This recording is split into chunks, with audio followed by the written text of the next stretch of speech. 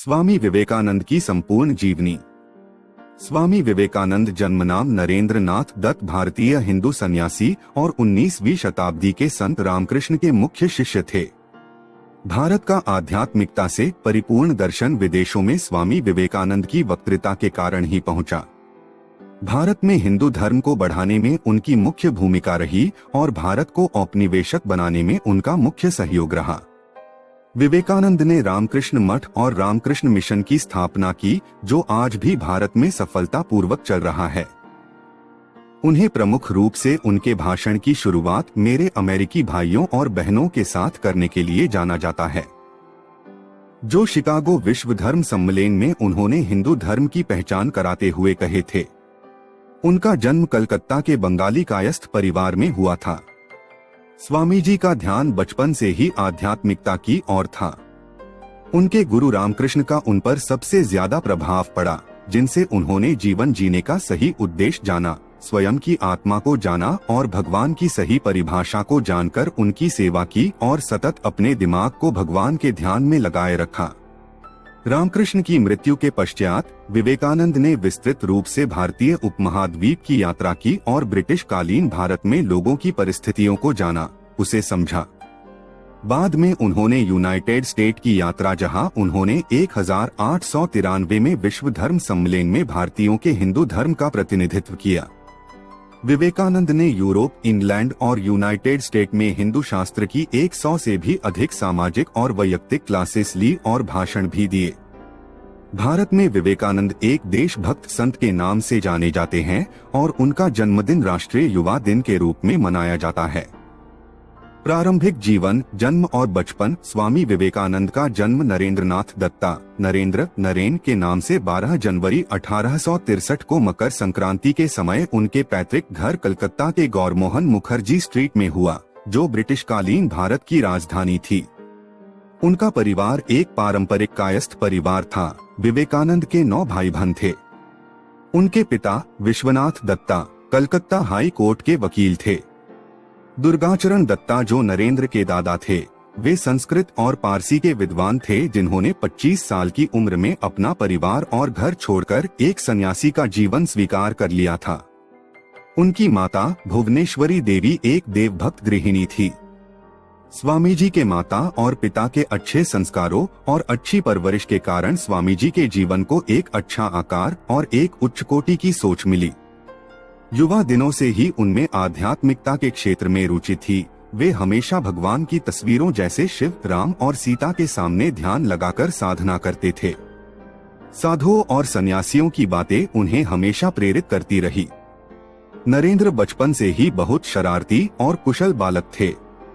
उनके माता पिता को कई बार उन्हें संभालने और समझने में परेशानी होती थी। उनकी माता हमेशा कहती थी कि मैंने शिवजी से एक पुत्र की प्रार्थना की थी और उन्होंने तो मुझे एक शैतान ही दे दिया। स्वामी विवेकानंद शिक्षा 1871 में 8 साल की आयु में स्वामी विवेकानंद को ईश्वर चंद्र विद्यासागर मेट्रोपॉलिटन इंस्टीट्यूट में डाला गया। 1877 में जब उनका परिवार रायपुर स्थापित हुआ, तब तक नरेंद्र ने उस स्कूल से शिक्षा ग्रहण की। 1879 में उनके परिवार के कलकत्ता वापस आ जाने के बाद प्रेसिडेंसी कॉलेज की एंट्रेंस परीक्षा में फर्स्ट डिवीजन लाने वाले वे पहले विद्यार्थी बने। वे विभिन्न विषयों जैसे दर्शन शास्त्र, धर्म, इतिहास, सामाजिक विज्ञान, कला और साहित्य के उत्सुक पाठक थे। हिंदू धर्म ग्रंथों में भी उनकी बहुत रुचि थी, जैसे वेद, उपनिषद, भगवत गीता, रामायण, महाभारत और पुराण। नरेंद्र भारतीय पारंपरिक संगीत में निपुण थे और हमेशा शारीरिक योग, खेल और सभी गतिविधियों में सहभागी होते थे। नरेंद्र ने पश्चिमी तर्क, पश्चिमी जीवन और यूरोपियन इतिहास की भी पढ़ाई जनरल असेंबली इंस्टीट्यूट से कर रखी थी। 1881 में उन्होंने ललित कला की परीक्षा पास की और 1884 में कला स्नातक की डिग्री पूरी की। नरेंद्र ने David Hume, Immanuel Kant, Johann Gottlieb Fichte, Baruch Spinoza, George W.F. Hegel, Arthur Schopenhauer, Auguste Comte, John Stuart Mill और चार्ल्स डार्विन के कामों का भी अभ्यास कर रखा था।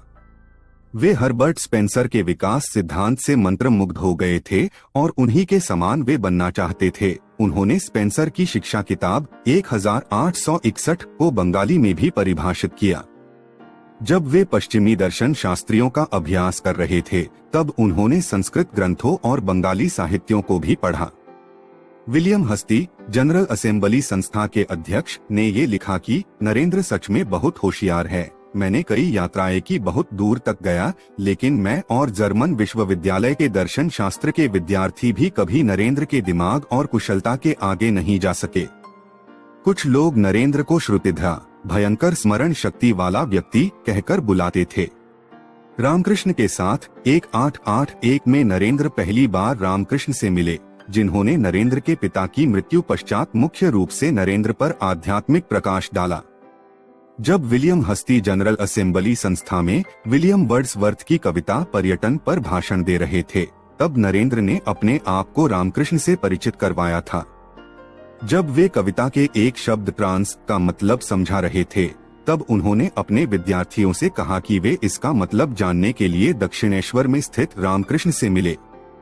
उनकी इस बात ने कई विद्यार्थियों को रामकृष्ण से मिलने प्रेरित किया, जिसमें नरेंद्र भी शामिल थे।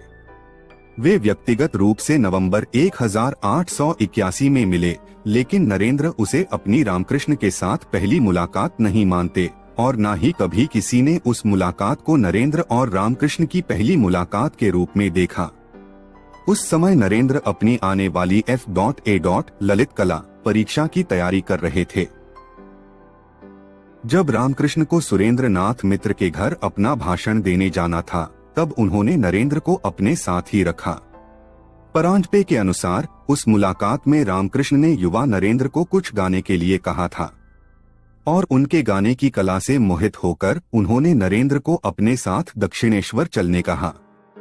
1881 के अंत और 1882 में प्रारंभ में नरेंद्र अपने दो मित्रों के साथ दक्षिणेश्वर गए और वे रामकृष्ण से मिले। उनकी यह मुलाकात उनके जीवन का सबसे बड़ा टर्निंग पॉइंट बना। उन्होंने जल्द ही रामकृष्ण को अपने गुरु के रूप में स्वीकार नहीं किया और न ही उनके विचारों के विरुद्ध कभी गए। वे तो बस उनके चरित्र से प्रभावित थे, इसीलिए जल्दी से दक्षिणेश्वर चले गए। उन्होंने जल्द ही रामकृष्ण के परम आनंद और स्वप्न को कल्पना शक्ति की मनगढ़ंत बातों और मतिभ्रम के रूप में देखा। ब्रह्मा समाज के सदस्य के रूप में वे मूर्ति पूजा, बहुदेववाद और रामकृष्ण की काली देवी के पूजा के विरुद्ध थे। उन्होंने अद्वैत वेदांत के पूर्णतया समान समझना को ईश्वर निंदा और पागलपंती समझते हुए अस्वीकार किया और उनका उपहास भी उड़ाया। नरेंद्र ने रामकृष्ण की परीक्षा भी ली, जिन्होंने रामकृष्ण उस विवाद को धैर्यपूर्वक सहते हुए कहा, सभी दृष्टिकोणों से सत्य जानने का प्रयास करे।